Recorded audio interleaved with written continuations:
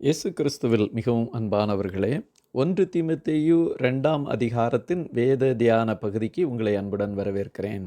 இந்த 2ஆம் அதிகாரத்தை 5 பிரிவுகளாக பிரித்து தியானிக்கலாம். முதல் 2 வசனங்களும் எல்லாருக்காகவும் ஜெபிக்க வேண்டியதன் அவசியத்தை பற்றி எடுத்துரைக்கிறது.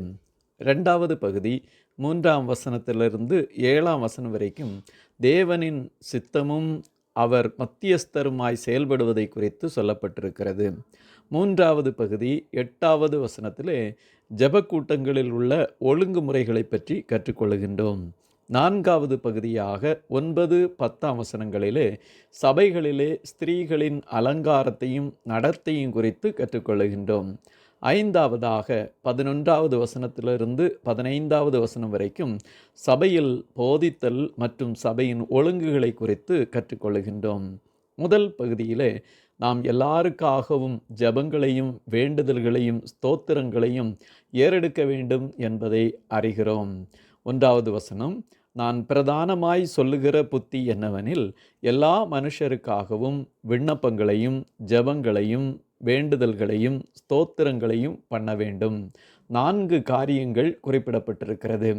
விண்ணப்பம், தேவனுடைய சமூகத்திலே சப்ளிகேஷன்ஸ், கோரிக்கைகள், மனுக்கள் செலுத்தப்பட வேண்டும் என்று ஏறெடுக்கப்பட்டிருக்கிறது. நம்முடைய வாழ்க்கையிலே நாம் எப்போதும் தேவ சமூகத்திலே என்னென்ன கோரிக்கைகள், விண்ணப்பங்கள், மனுக்கள் உண்டோ அவற்றை தேவ சமூகத்திலே ஒப்படைக்க வேண்டும். 2வதாக ஜெபங்கள். ஜெபம் என்பது பிரார்த்தனை அல்லது வேண்டுகோள் என்று சொல்லலாம்.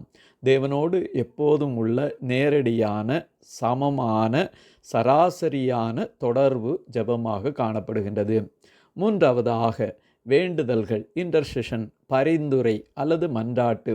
அதிகமாக பிறருக்காக ஏறெடுக்கப்படும் வேண்டுதல்கள் தான் இவைகள். யோபு 42ஆம் அதிகாரம் 10வது வசனத்திலே யோபு தன் சிநேகிதருக்காக வேண்டுதல் செய்தபோது கர்த்தர் அவன் சிறையிருப்பை மாற்றினார் என்று படிக்கின்றோம்.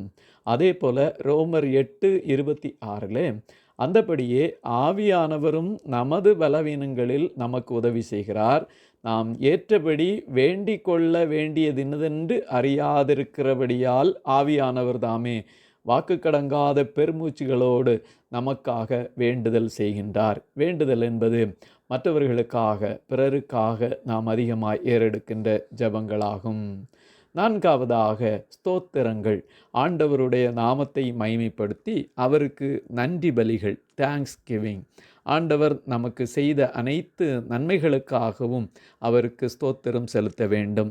2 கொரிந்தியர் 9:15 தேவன் அருளிய சொல்லி முடியாத ஈவுக்காக அவருக்கு ஸ்தோத்திரம் என்று படிக்கின்றோம்.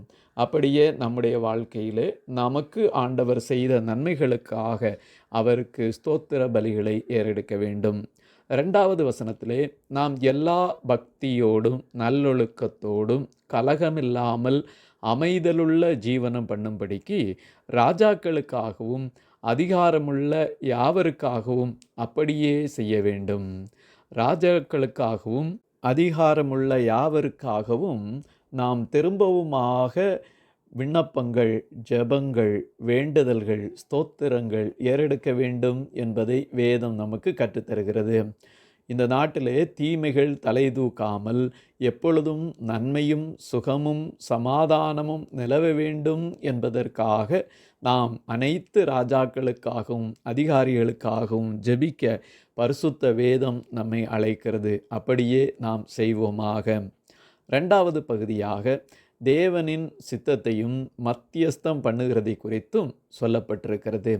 ஆண்டவருடைய சித்தம் என்னவென்றால், எல்லா மனிதரும் ரட்சிக்கப்பட வேண்டும், சத்தியத்தை அறிகிற அறிவை அடைய வேண்டும் என்பது கர்த்தருடைய சித்தமாக இருக்கின்றது. 2ஆம் அதிகாரம் 4வது வசனத்திலே எல்லா மனுஷரும் ரட்சிக்கப்படவும் சத்தியத்தை அறிகிற அறிவை அடையவும் அவர் சித்தம் உள்ளவராய் இருக்கிறார். ஆண்டவருடைய சித்தம் இதுதான். இதை இயேசு கிறிஸ்து ஜெபத்திலே நமக்கு கற்றுத்தந்தார். மத்தேயு 7ஆம் அதிகாரம் 21வது வசனத்திலே, பரலோகத்தில் இருக்கிற என் பிதாவின் சித்தத்தின்படி செய்கிறவனே பரலோக ராஜ்யத்தில் பிரவேசிப்பானே அல்லாமல் என்னை நோக்கி கர்த்தாவே கர்த்தாவே என்று சொல்லுகிறவன் அதில் பிரவேசிப்பதில்லை. உம்முடைய ராஜ்யம் வருவதாக என்று ஜெபிக்கவும், உம்முடைய சித்தம் பரலோகத்தில் செய்யப்படுவது போல பூமியிலேயும் செய்யப்படுவதாக என்று ஜெபிக்கவும் கர்த்தர் இயேசு நமக்கு கற்றுத்தந்தார். ஆகவே அவருடைய சித்தம் எல்லா மனிதரும் ரட்சிக்கப்பட்டு பரலோகத்தைப் போல இந்த பூலோகத்திலும் வாழ்ந்து கொண்டிருக்க வேண்டும் என்பது அவருடைய விருப்பமாக இருக்கின்றது. 2 பேதுரு 3ஆம் அதிகாரம் 9வது வசனத்தின் 2வது பகுதியிலே நாம் வாசிக்கும்போது, ஒருவரும் கெட்டு போகாமல் எல்லாரும் மனந்திரும்ப வேண்டுமென்று விரும்பி நம்மேல் நீடிய பொறுமை உள்ளவராயிருக்கிறார் என்று கர்த்தருடைய வருகையை குறித்து சொல்லுகின்றார். அப்படியென்றால் எல்லா மனுஷரும் ரட்சிக்கப்பட்டு சத்தியத்தை அறிந்து கர்த்தருடைய ராஜ்யத்துக்குள் மனந்திரும்பி பிரவேசிக்க வேண்டும் என்பது ஆண்டவருடைய விருப்பமாக இருக்கிறது. ஆண்டவர் ஒருபோதும் தனி மனிதனை கட்டாயப்படுத்தி ரட்சிக்க மாட்டார். ஆனால் மனம் திரும்ப அவர் அழைத்து கொண்டிருக்கின்றார். ஆகவே அனைவரும் மனம் திரும்பி கர்த்தருடைய ராஜ்யத்திற்கு போகும் அளவுக்கு தகுதியுடையவர்களாய் மாற வேண்டும் என்பதை தெளிவுபடுத்துகின்றார். தொடர்ந்து மத்தியஸ்தம் பண்ணுவதை குறித்து சொல்லப்பட்டிருக்கிறது. 5வது வசனத்திலே, தேவன் ஒருவரே, தேவனுக்கும் மனுஷருக்கும் மத்தியஸ்தரும் ஒருவரே. தேவனாகிய கர்த்தர் இயேசு கிறிஸ்து நமக்காக மத்தியஸ்தம் பண்ண இந்த உலகத்திலே வந்தார். எபிரேயருக்கு ஆக்கியோன் 9ஆம் அதிகாரம் 15ஆம் வசனத்தின் பின்பகுதியிலே நாம் வாசிக்கும்போது, அவர் மரணமடைந்து அழைக்கப்பட்டவர்கள் வாக்குத்தத்தம் பண்ணப்பட்ட நித்திய சுதந்திரத்தை அடைந்து கொள்வதற்காக புதிய உடன்படிக்கையின் மத்தியஸ்தராயிருக்கிறார். புது உடன்படிக்கையின் மத்தியஸ்தராய் இரட்சகராகிய இயேசு கிறிஸ்து இருக்கின்றார். நமக்காக இன்றைக்கும் ஜெபித்து காத்து கொண்டிருக்கிறார் என்பதை எபிரேயர் 4ஆம் அதிகாரம் 14-16ஆம் வசனங்களிலே நாம் வாசிக்கின்றோம். ஆகவே நமக்காக தேவனுடைய சமூகத்தில் இயேசு கிறிஸ்து மத்தியஸ்தம் பண்ணுகின்றார். அதைத்தான் 6வது வசனத்திலே, எல்லாரையும் மீட்கும் பொருளாக தம்மை ஒப்பு கொடுத்த மனுஷனாகிய கிறிஸ்து இயேசு அவரே என்று சொல்லப்பட்டிருக்கிறது. அநேகரை மீட்கும் பொருளாக தம்முடைய ஜீவனையும் கொடுக்க வந்தார் என்று மத்தேயு 20ஆம் அதிகாரம் 28வது வசனத்திலே கூறப்பட்டிருக்கிறது. இப்படியாய் இயேசு கிறிஸ்து நம்மை மீட்கும் பொருளாக இந்த உலகத்திலே வந்தார். அவரே அல்லாமல் நமக்கு மீட்பு இல்லை என்பதை வெகு தெளிவாக அப்போஸ்தலர் 4ஆம் அதிகாரம் 12வது வசனத்திலே, அவராலே அன்றி வேறொருவராலும் இரட்சிப்பு இல்லை, நாம் இரட்சிக்கப்படும்படிக்கு வானத்தின் கீழெங்கும் மனுஷர்களுக்குள்ளே அவருடைய நாமமே அல்லாமல் வேறொரு நாமம் கட்டளையிடப்படவும் இல்லை என்று தெளிவாக சொல்லப்பட்டிருக்கிறது. நம்மை மீட்கும் பொருளாக இரட்சகர் இயேசு கிறிஸ்து இந்த உலகத்திலே வந்தார். இந்த செய்தியை அறிவிப்பதற்காக பவுல் அப்போஸ்தலரை நியமித்திருந்தார் என்பதை எழுதுகின்றார். 7வது வசனத்திலே, பிரசங்கியாகவும் அப்போஸ்தலனாகவும் போதகனாகவும் நியமிக்கப்பட்டிருக்கிறேன். இந்த செய்தியை அறிவிப்பதற்கு ஆண்டவர் அவரை பிரசங்கியாக, அப்போஸ்தலனாக, போதகனாக நியமித்திருக்கிறார் என்பதை தெளிவுபடுத்துகின்றார். இந்த உலகத்திலே நமக்கும் ஆண்டவர் இப்படிப்பட்ட பல பொறுப்புகளை கொடுத்திருக்கிறார். எதற்காக நாம் நியமிக்கப்பட்டோம், எதை செய்ய வேண்டும் என்பதை அறிந்து உணர்ந்து செய்ய அழைக்கப்பட்டிருக்கின்றோம். 3வது பகுதியாக 8வது வசனத்திலே, ஜெபக்கூட்டங்களிலே புருஷர்கள் கோபமும் தர்க்கமும் இல்லாமல் பரிசுத்தமான கைகளை உயர்த்தி எல்லா இடங்களிலேயும் ஜெபம் பண்ண வேண்டும் என்று விரும்புகிறேன் என்று தெளிவுபடுத்துகின்றார். புருஷர்கள் கோபப்படாதபடி, ஒருவருக்கொருவர் தர்க்கம் பண்ணாதபடி பரிசுத்த வாழ்க்கை வாழ்ந்து கைகளை உயர்த்தி தேவ சமூகத்திலே ஜெபிக்க வேண்டும். இதற்காக பெண்கள் ஜெபிக்க வேண்டாம் என்று வேதத்திலே எங்கும் சொல்லப்படவில்லை. பெண்கள் ஜெபிப்பதை குறித்து 1 கொரிந்தியர் 11ஆம் அதிகாரம் 5ஆம் வசனத்தை படிக்கும்போது, ஜெபம் பண்ணுகிற போதாவது, தீர்க்க தரிசனம் சொல்லுகிற போதாவது, தன் தலையை மூடிக்கொள்ளாதிருக்கிற எந்த ஸ்திரீயும் தலையை கனவீனப்படுத்துகிறாள் என்று எழுதப்பட்டிருக்கிறது. அப்படி என்றால் ஸ்திரீயானவளும் ஜெபம் பண்ணுகிறவளாய், தீர்க்க தரிசனம் சொல்லுகிறவர்களாய் காணப்படுகிறாள் என்பதை வேதத்திலே நாம் கற்றுக்கொள்கிறோம்.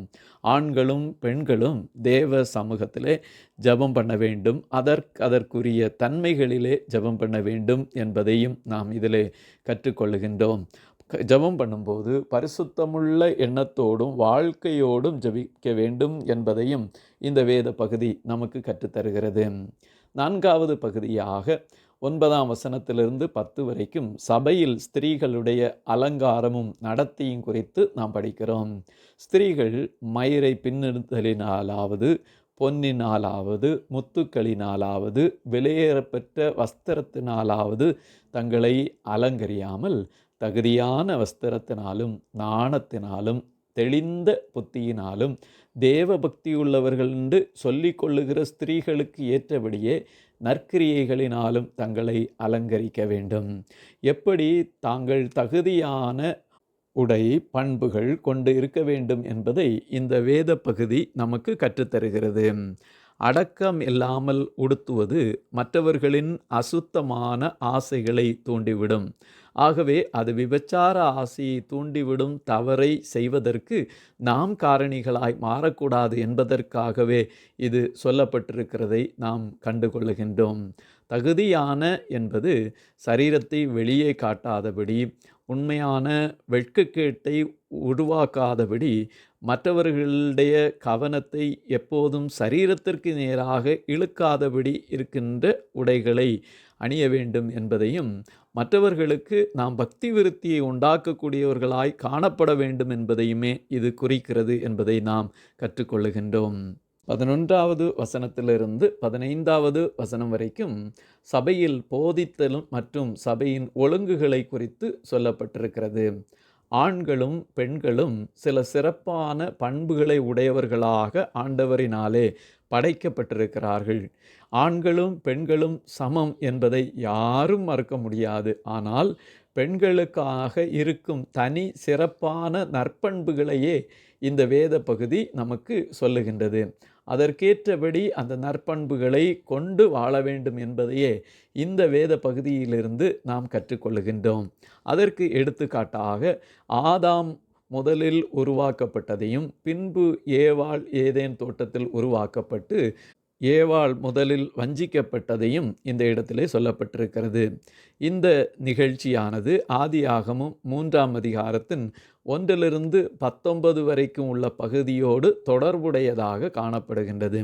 ஆனாலும் 15வது வசனத்திலே அப்படி இருந்தும் தெளிந்த புத்தியோடு விசுவாசத்திலும் அன்பிலும் பரிசுத்தத்திலும் நிலை கொண்டிருந்தால் பிள்ளை பேற்றினாலே ரட்சிக்கப்படுவாள் என்று, பெண்கள் எப்படி ஆண்களுக்கு நிகரான அனைத்து ஆசீர்வாதங்களையும் பெற்றுக்கொள்வார்கள் என்பதை குறித்து இந்த பகுதியிலே சொல்லப்பட்டிருக்கிறது. 1 கொரிந்தியர் 11ஆம் அதிகாரம் 11, 12ஆம் வசனங்களிலே, ஆகிலும் கர்த்தருக்குள் ஸ்திரீ இல்லாமல் புருஷனும் இல்லை, புருஷன் இல்லாமல் ஸ்திரீயும் இல்லை. ஸ்திரீயானவள் புருஷனிலிருந்து தோன்றுகிறது போல புருஷனும் ஸ்திரீயினால் தோன்றுகிறான். சகலமும் தேவனால் உண்டாயிருக்கிறது. ஆகவே பெண்களை அல்லது ஸ்திரீகளை குறைத்து மதிப்பிடுவதற்கு வேதம் அனுமதிக்கவில்லை. இருவரும் சமமாகவே இருக்கின்றார்கள். வீட்டில் தேவபக்தியுள்ள மனைவியாகவும் தேவபக்தியுள்ள தாயாகவும் இருப்பதே பெண்களுக்குரிய மிக உயர்ந்த கனமான பகுதி என்பதை வேதம் சொல்லுகின்றது. 2வதாக, பிள்ளை பெறுவதனால் கனமும் மேன்மையும் அடைகின்றார்கள்.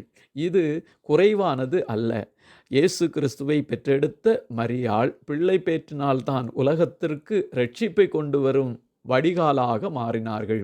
அப்படியே ஸ்திரீகள் திருச்சபைக்கும் ஆண்டவருடைய சமுதாயத்திற்கும் குடும்பத்திற்கும் அடுத்தடுத்த தலைமுறைகளுக்கும் கிறிஸ்துவின் சத்தியத்தையும் பரலோக பாக்கியத்தையும் எடுத்து செல்லும் ஒரு சிறந்த வழிகாட்டிகளாக, அதற்கு முன்மாதிரிகளாக செயல்படுத்தும் தலைவர்களாக வாழுகின்றார்கள் என்பதையே இந்த பகுதி நமக்கு பிரதிபலிக்கின்றது. 2ஆம் அதிகாரத்திலே எல்லாருக்காகவும் ஜெபிக்க வேண்டும். இயேசு கிறிஸ்து மத்தியஸ்தராய் இருக்கின்றார். ஸ்திரீகள் எப்படி அலங்காரம் பண்ணி நடந்து கொள்ள வேண்டும், சபையிலே மற்றும் போதிப்பது ஒழுங்குமுறைகளை பற்றி கற்றுக்கொண்டோம். இவற்றை நம்முடைய வாழ்க்கையிலே கடைபிடித்து கர்த்தருக்கு பிரியமானவர்களாய் வாழுவோமாக. கர்த்தர் உங்களை மென்மேலும் ஆசீர்வதிப்பாராக. ஆமேன், ஆமேன், ஆமேன்.